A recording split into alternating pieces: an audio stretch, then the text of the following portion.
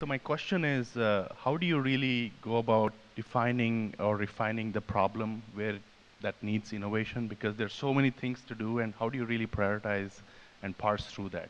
Okay, anybody in particular you want to answer that? Everybody? All of them. Yeah, thanks. All right, Hardy, how about that? So we have actually in the state have instituted an innovation process. So when you have 86 silos that have been developing technology for as long as you can think of, you have nothing but lots of rogue innovations happening.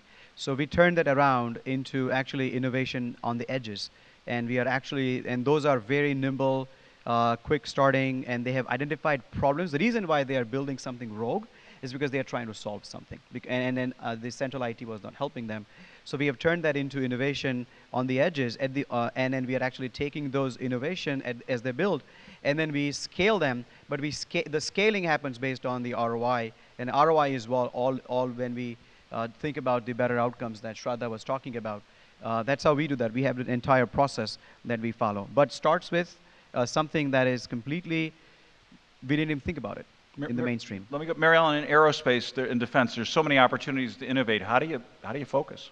Well, for me, I think certainly you have to start with a problem, but for me and what I help my clients with is really understanding and digging in to get the real value out of whatever it is you're trying to achieve.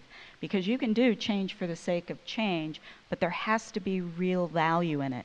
And if I go back to my NASA days, when we were trying to get private sector investment in space research, if I had a nickel for every time somebody said, well, hopefully we'll learn something up there that we'll be able to bring back to the ground.